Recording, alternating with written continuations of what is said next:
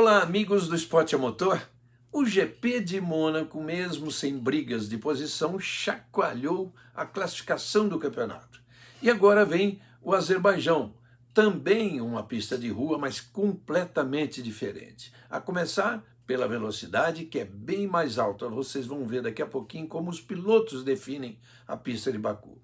Vamos conhecer a linda cidade de Baku e analisar as possibilidades de uma reação de Hamilton e da Mercedes-AMG Petronas. Segura aí 10 segundinhos que a gente já volta com este pré-GP que tem o apoio do Petronas Cintium com tecnologia Cooltech.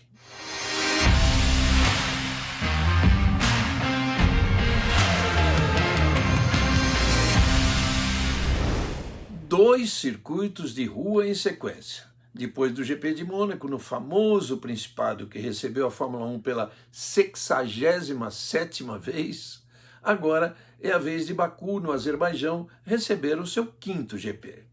Nenhum piloto venceu mais de uma vez no largo e rápido traçado urbano, que é de 6.003 metros. É longo, hein? Em 4 anos, 4 vencedores diferentes. Nico Rosberg, Daniel Ricciardo, Lewis Hamilton e Valtteri Bottas. Entre as equipes a conversa é diferente. A Mercedes-AMG Petronas venceu 3 vezes. No primeiro ano de Baku, 2016, a corrida ainda tinha o nome de GP da Europa e o Rosberg fez a pole e ganhou a corrida. Foi naquele ano em que ele acabou levando também o título mundial. No ano seguinte, Lewis Hamilton fez a pole, mas a vitória ficou com Daniel Ricciardo quando ainda corria pela Red Bull. E o Hamilton finalmente desencantou nas ruas de Baku em 2018 ao vencer a corrida que ficou mais conhecida pela estranhíssima batida entre Daniel Ricciardo e Max Verstappen, os dois companheiros de equipe, bem em frente aos boxes da Red Bull. E em 2019 a Mercedes voltou a vencer, só que com Valtteri Bottas dominando a classificação e a corrida.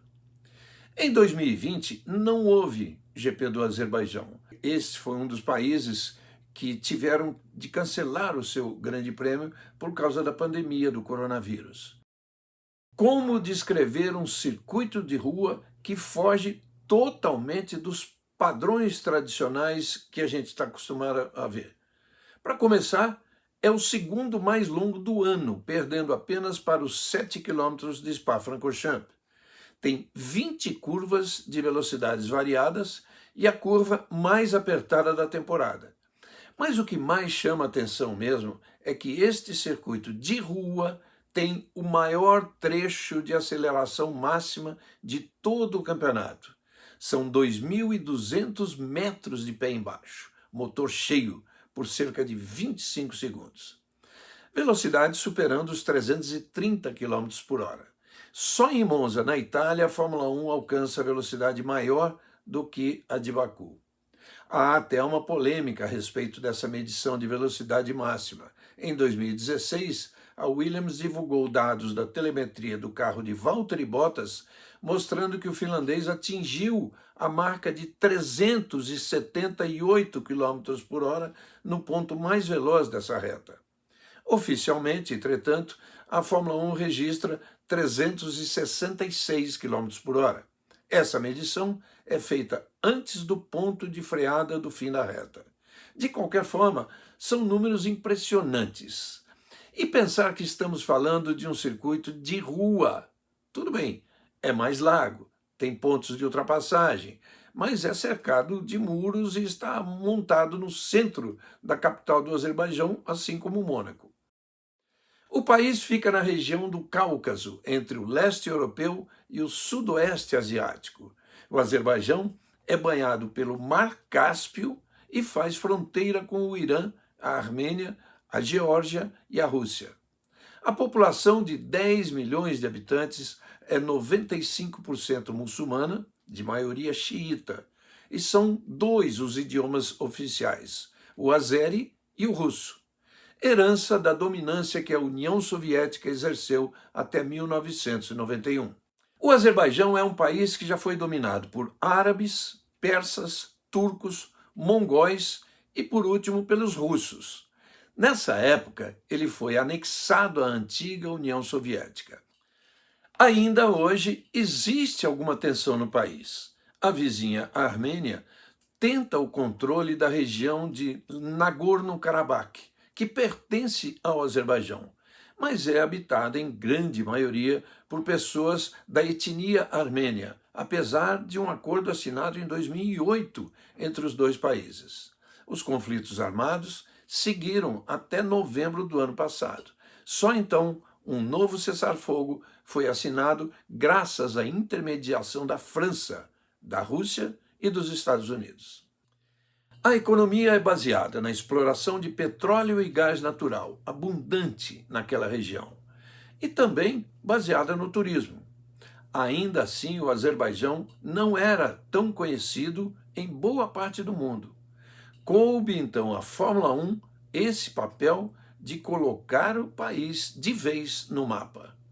A capital Baku tem 1/4 da população total do país, 2,5 milhões de habitantes, e é a maior cidade do mundo localizada abaixo do nível do mar.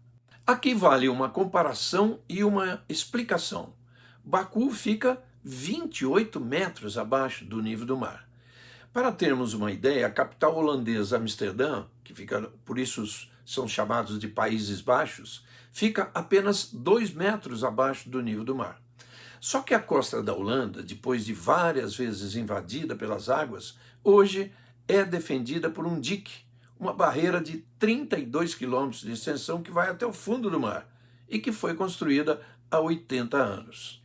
Mas como explicar o mar não invadir Baku, que está 28 metros abaixo?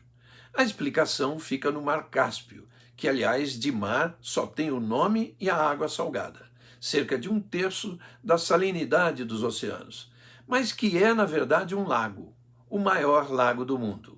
O Azerbaijão fica, na verdade, longe dos oceanos e está dentro de uma ampla cavidade geológica de 28 metros de profundidade em relação ao nível do mar.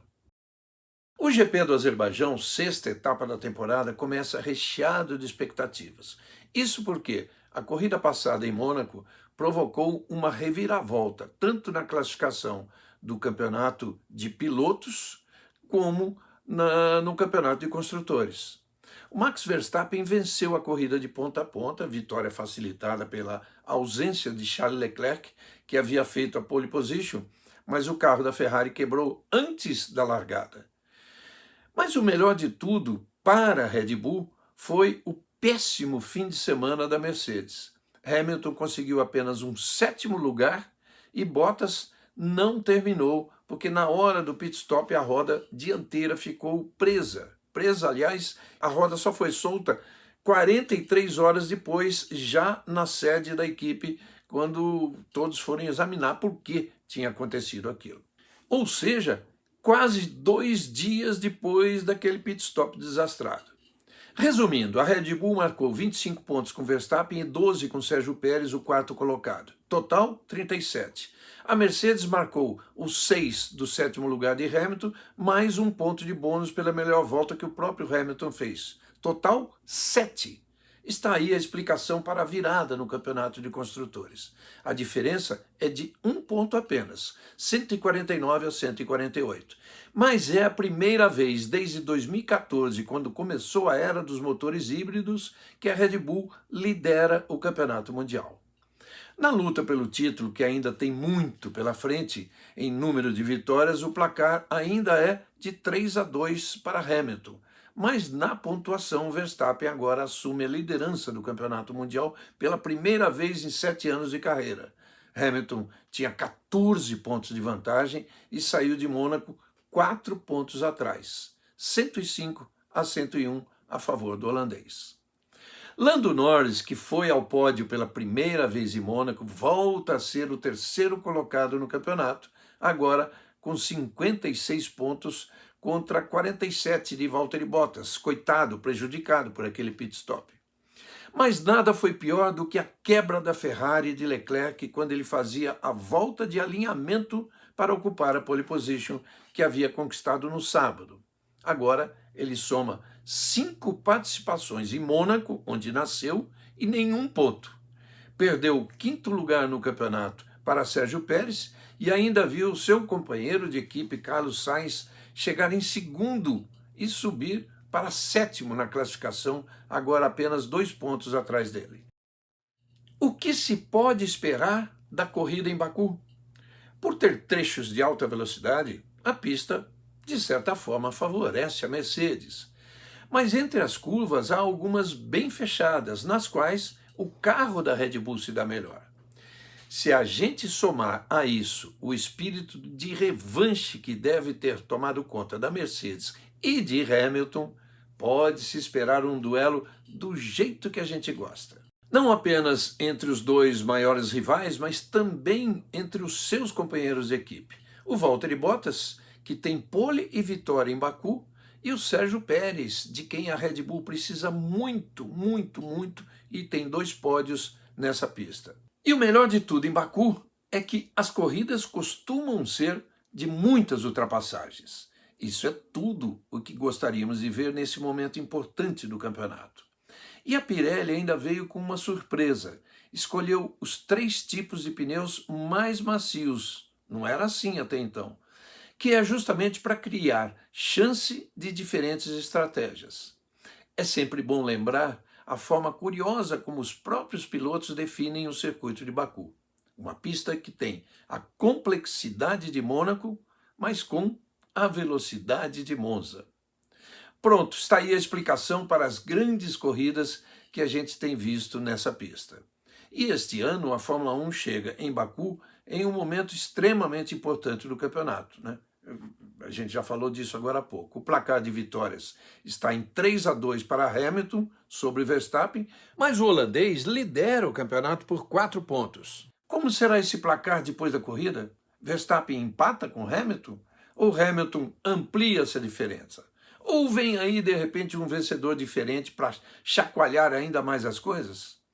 Então, desde já, deixamos marcado o nosso encontro na tela da Band e do Band Esportes. Os treinos livres de sexta-feira começam mais cedo, atenção, 5h30 da manhã o primeiro treino e 9 da manhã o segundo. No sábado, também no Band Esportes, o terceiro treino livre, já às 6 da manhã. E a classificação, então, na Band mesmo, às 9 da manhã. No domingo, a corrida também no mesmo horário, 9 horas. Lembrando que a gente sempre entra no ar meia hora antes. E para quem não sabe, agora tem também o meu programa de todos os sábados, de meio-dia a 1 da tarde, na Rádio Bandeirantes, AM e FM. O nome do programa é Bandeirada. E lá vocês verão entrevistas, notícias, opiniões de pilotos, comentários. E como é um programa ao vivo, nós vamos poder analisar o grid de largada que acabou de acontecer, acabou de ser definido. Com isso, discutir as chances de cada piloto. E eu quero sempre ouvir a opinião de ouvintes. Isso tudo quer dizer que o que não falta agora é lugar onde a gente se encontrar, não é mesmo? Na tela da Band, na Rádio Bandeirantes, aqui no YouTube e no Instagram, @Regileme. Assim, a gente fecha o fim de semana falando de automobilismo. E na segunda-feira tem o já tradicional Batendo Roda com Rubinho Barrichello, 1h30 da tarde, um horário que parece ter agradado os nossos amigos. Mas quem não tiver a oportunidade de assistir a 1h30 da tarde, o Batendo Roda fica gravado no Instagram e também aqui no YouTube. Bom, estamos juntos, meus amigos, cada vez mais, e eu quero agradecer muito por isso. Peço até que espalhem entre os seus amigos e peçam para que eles entrem e se inscrevam aqui no canal. É bem fácil, basta clicar aqui embaixo em inscrever-se e ativar o sininho das notificações, que é para vocês saberem quando tem coisa nova no canal. Um grande abraço a todos e até a próxima. Gratidão enorme por me acompanharem. Eu espero estar com vocês em todas essas plataformas que a gente acabou de citar e a começar pela tela da Band, tá bom? Então, um grande abraço, gente. Tchau, até a próxima.